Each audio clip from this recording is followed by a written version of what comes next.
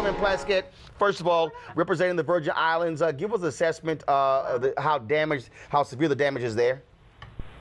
Hi, good morning. Yeah, I'm here in the Virgin Islands and have been on all of the islands most affected, St. Thomas and St. John, by Hurricane Irma.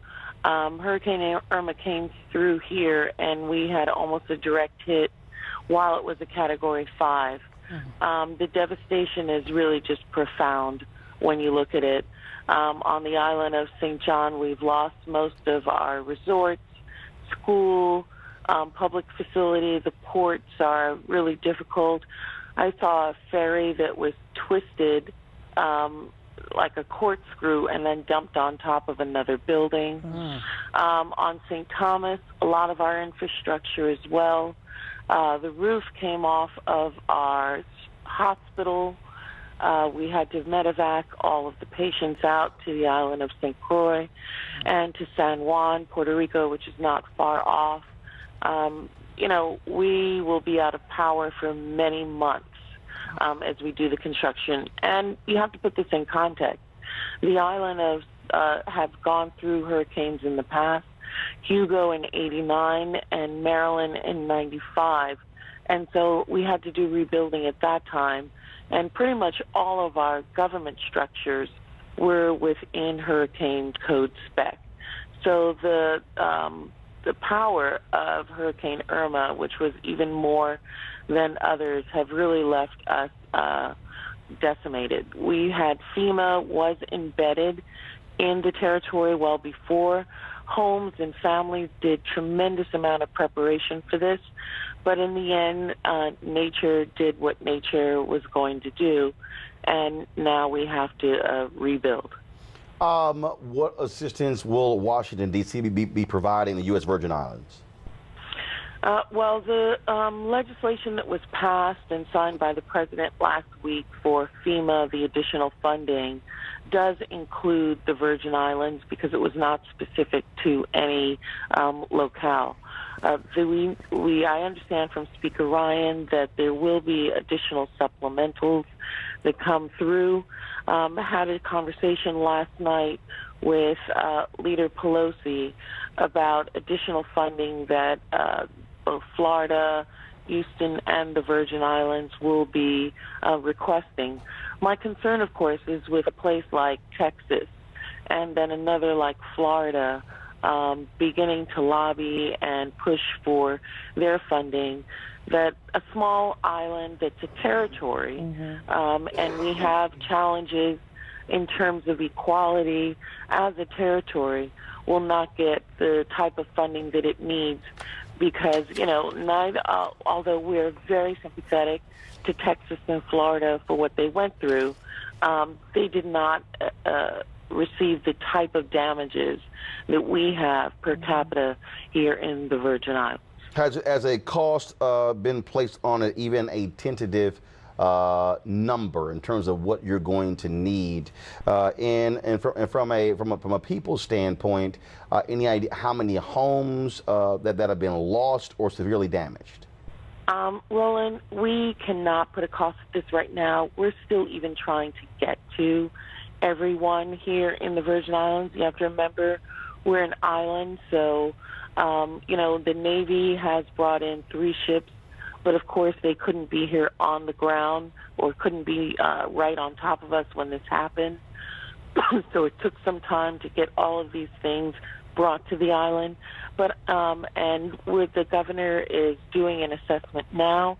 He has left with a tour of media to have them see what's happening in the territory.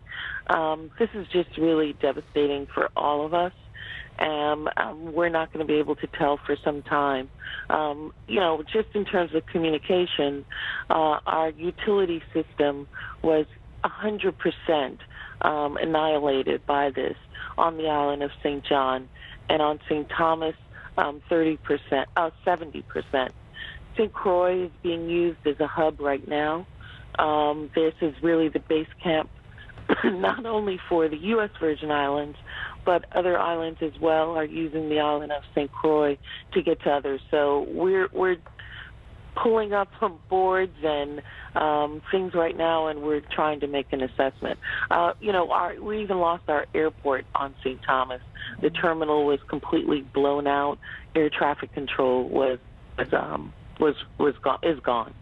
Wow. Also, of course, former NBA star Tim Duncan has raised about $1 million and plans to match it with his own money, bringing it up to about a couple of $1 million.